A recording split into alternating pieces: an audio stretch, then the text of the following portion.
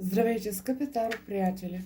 Днес ще направя една тема, именно идва ли към вас нова любов.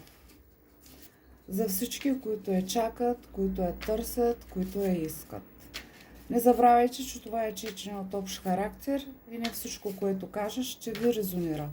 За лично четене се свържете с мен на лично съобщение на моята страница Божествена енергия или на сайтът ми със същото име. За да видим дали това, което ще кажа и това видео се отнася за вас, най-напред ще видим кои сте вие. Ако разпознаете в думите ми нещо за себе си, видеото е за вас. И така, да видим кои сте вие към този момент. На какъв етап сте от живота си. Кои сте вие?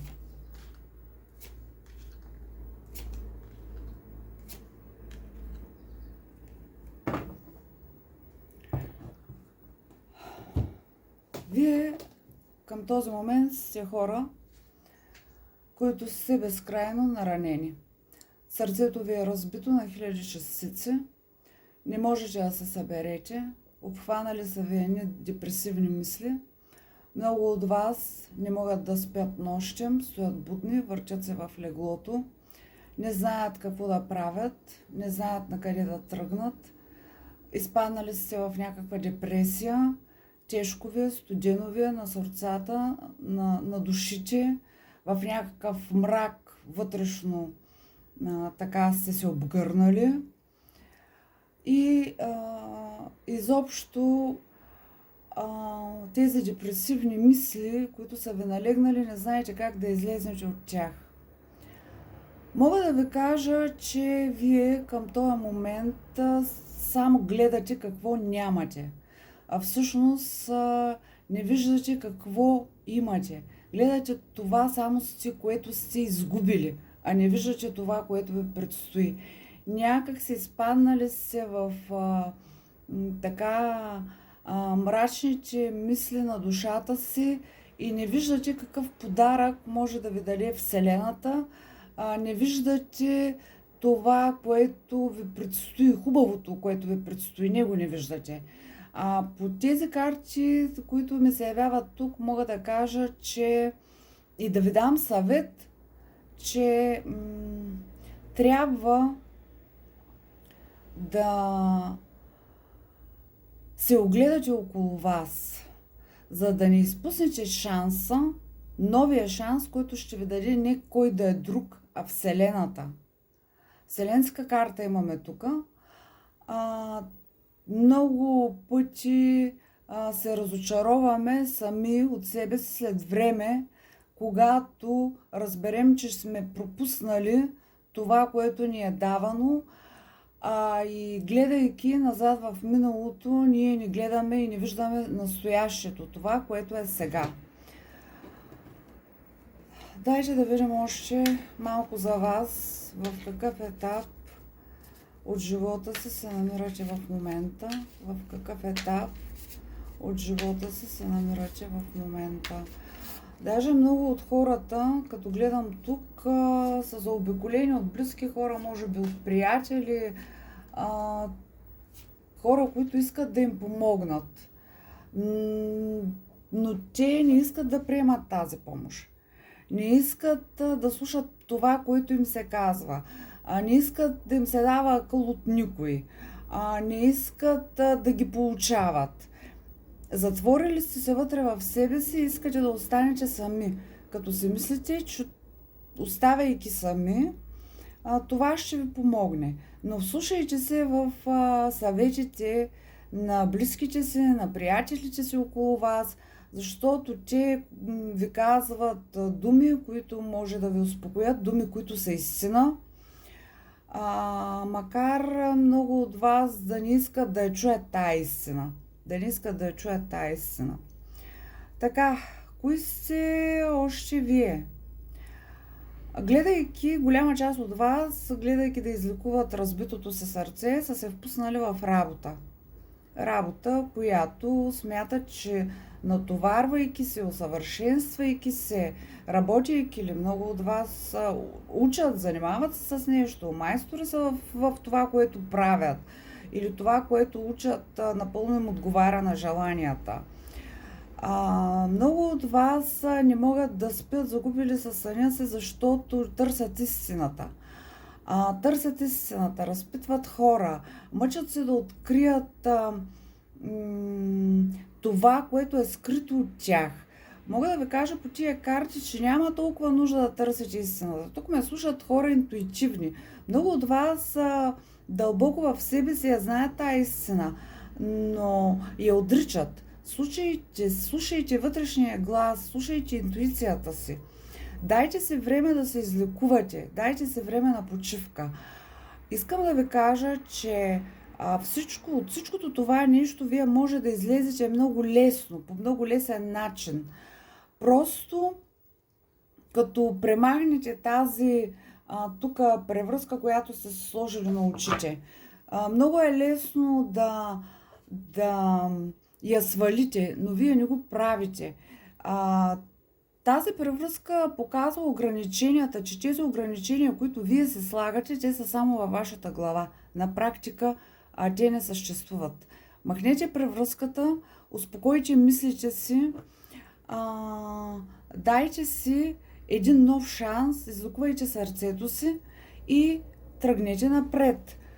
Всичко това, което ви спъва да продължите, да видите това някаква нова любов, да видите това, което търсите, е в собствената си глава, в собствената ви глава, извините.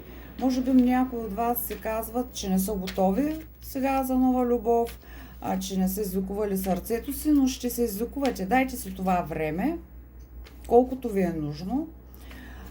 Освободите се от всички черни мисли, които имате в главата си, и полека-лека ще видите, ако се огледате около вас, ще видите, че Вселената ще ви прати и ще ви даде знак за нещо ново, хубаво и прекрасно, което е толкова хубаво и прекрасно, че ще забравите всичко това лошо, което сте преживели. И пак ви казвам, всичко зависи от вас да не го изпуснете. Наистина може да го изпуснете, ако гледате само назад в миналото и не се вглеждате в това, което ви предстои. И така, да продължим нататък и да видим каква нова любов идва към вас. Каква нова любов идва към вас. Каква нова любов идва към вас.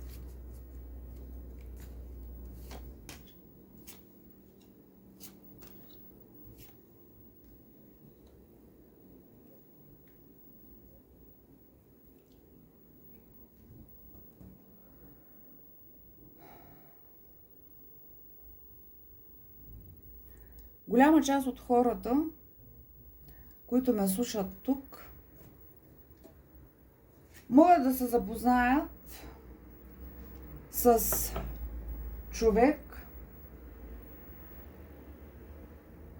който е познат или приятел на техни приятели. Или с една дума, просто казано, някой да ви запознае с този човек. Това със сигурност идва партньор към вас, това мога да ви кажа абсолютно. Абсолютно ви предстои една трансформация в живота. Мъжът, който идва към вас, ще е един мъдър човек или някой мъдър човек ще ви запознае с този мъж.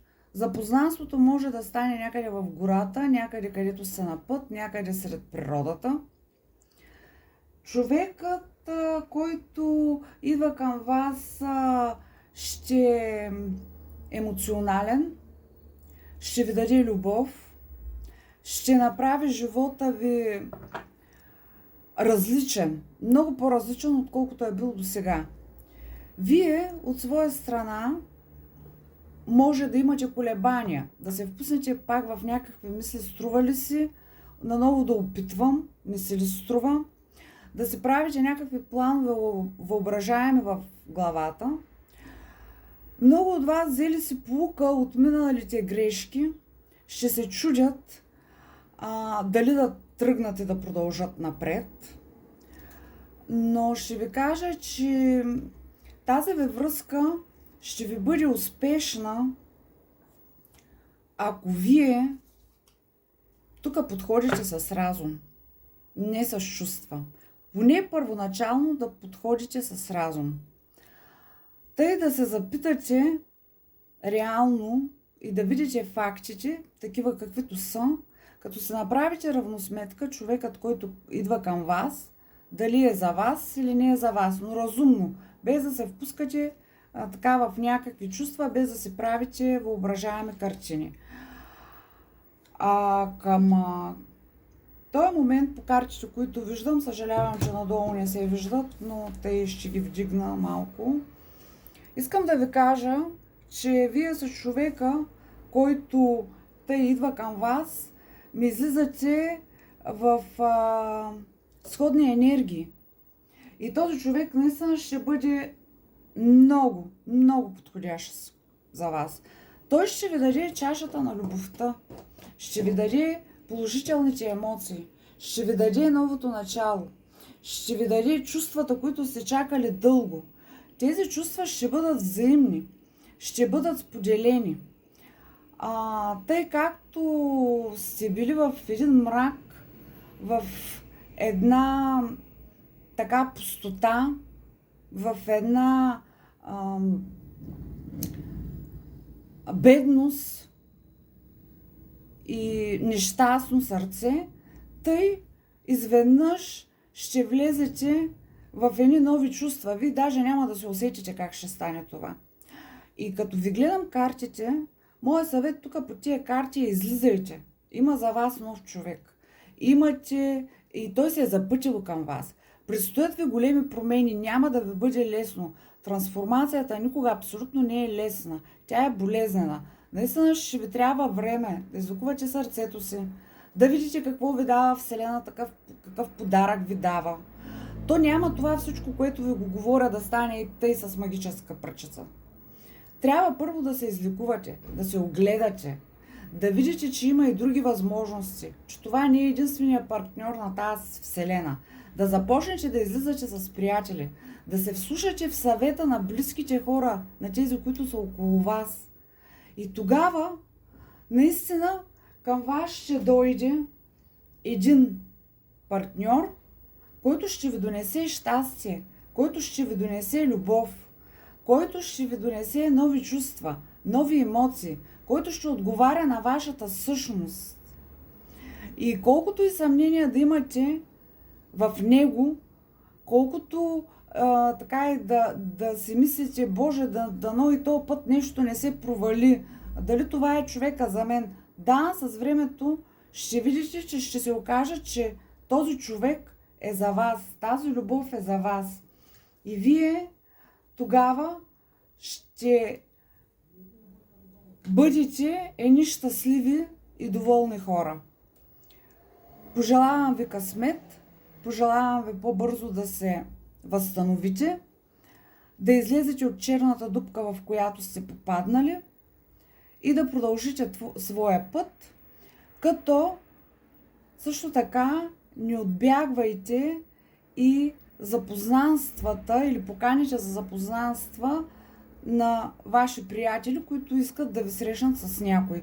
Защото голяма част от вас може така да се проиграе, че някой ще ви запознае с специалния за ваш човек.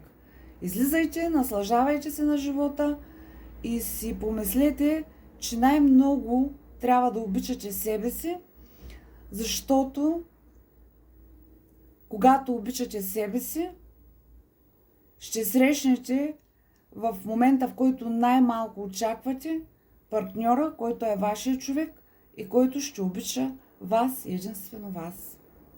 Благодаря ви, че ме изслушахте. До нови срещи!